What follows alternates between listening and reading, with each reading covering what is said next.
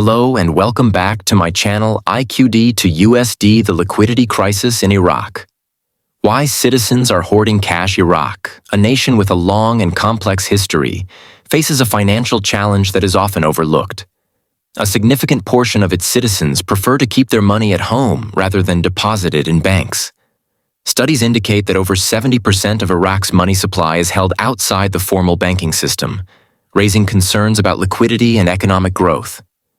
This issue is deeply rooted in historical, economic, and psychological factors, all of which contribute to widespread distrust in the banking sector. In this article, we will explore the key reasons why Iraqis are reluctant to deposit their money in banks, the consequences of this trend on the national economy, and potential solutions to restore confidence in the financial system. Understanding the role of 3-0 notes. One important aspect of Iraq's monetary landscape is the existence of 3-0 notes. These are high-denomination banknotes introduced during times of economic turmoil. The high inflation rates of past decades led to the widespread use of these notes, making them essential for daily transactions. However, recent discussions about currency reform, including redenomination, removing 3 zeros from the currency, have left many citizens uncertain about the future value of their savings. Fears of devaluation or abrupt changes in currency policies make Iraqis hesitant to move their money into banks, preferring instead to keep it in cash. A deep-rooted distrust in banks. One of the primary reasons Iraqis avoid banks is a long-standing lack of trust. The country has experienced decades of political instability, economic crises, and financial mismanagement, leading to deep skepticism about the banking system. During the 1990s, international sanctions severely weakened Iraq's financial sector, limiting access to global markets and reducing confidence in banks. More recently, events such as bank insolvencies, corruption scandals, and inefficient services have reinforced public fears that depositing money in banks could lead to loss rather than security. Many Iraqis, especially older generations, remember times when their savings were either frozen or lost due to government actions or financial crises. As a result, keeping money at home feels like the safer choice, even if it means missing out on potential interest earnings. Economic instability and the need for cash on hand. Iraq has faced prolonged economic instability due to war, political unrest, and fluctuating oil revenues. These uncertainties create a survival mentality, where people prefer liquidity over long-term financial security. Many Iraqis see holding cash as a form of protection against future crises. If political unrest escalates or banks impose withdrawal restrictions, individuals who have hoarded cash will still have immediate access to funds. This fear is not entirely unfounded, given Iraq's history of financial disruptions. Additionally, inflation has played a significant role in shaping people's financial behavior. When prices rise, the purchasing power of money decreases. Many Iraqis worry that if they deposit money in banks, inflation will erode its value over time. Since banks offer low interest rates, people feel that storing money at home preserves their financial power more effectively than keeping it in a bank account. Low banking penetration and limited services. Iraq's banking infrastructure is underdeveloped compared to other countries in the region. Many citizens live in areas where banking services are either unavailable or highly inefficient.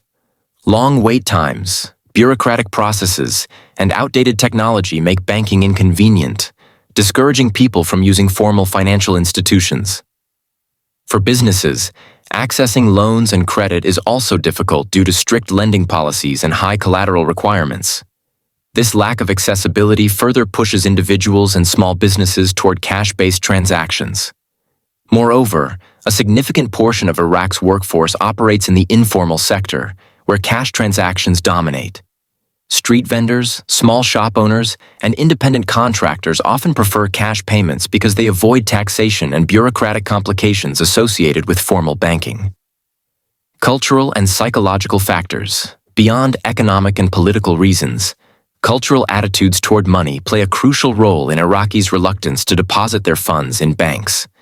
In many Middle Eastern societies, there is a strong preference for direct control over wealth. Keeping money at home provides a sense of security and ownership that banks cannot offer. Additionally, financial literacy is relatively low among certain segments of the population.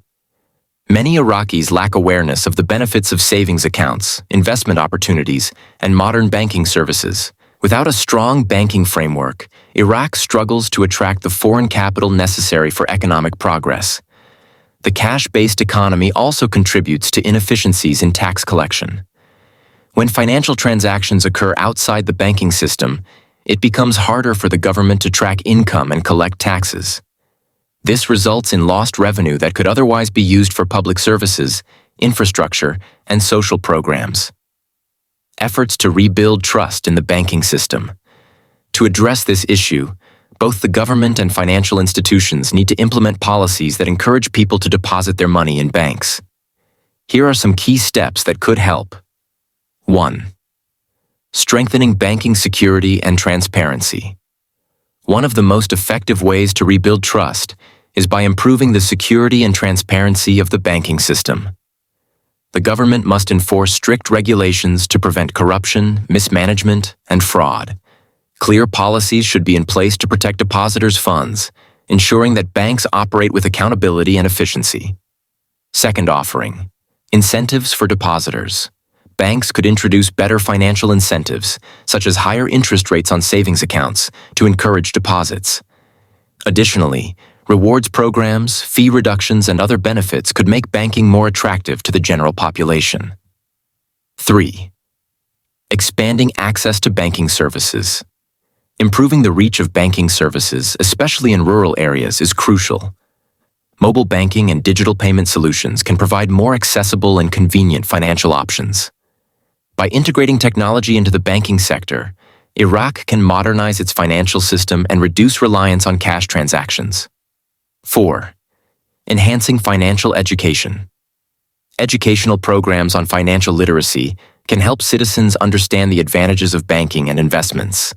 Schools, community centers, and media campaigns can play a role in teaching people about safe and effective money management practices. 5. Developing Islamic banking solutions. Since religious beliefs influence financial decisions, expanding Islamic banking options could encourage more people to participate in the formal financial system. Banks should actively promote their Sharia-compliant services to attract customers who prefer interest-free banking. 6. Ensuring economic and political stability. Ultimately, trust in banks is closely tied to overall economic and political stability.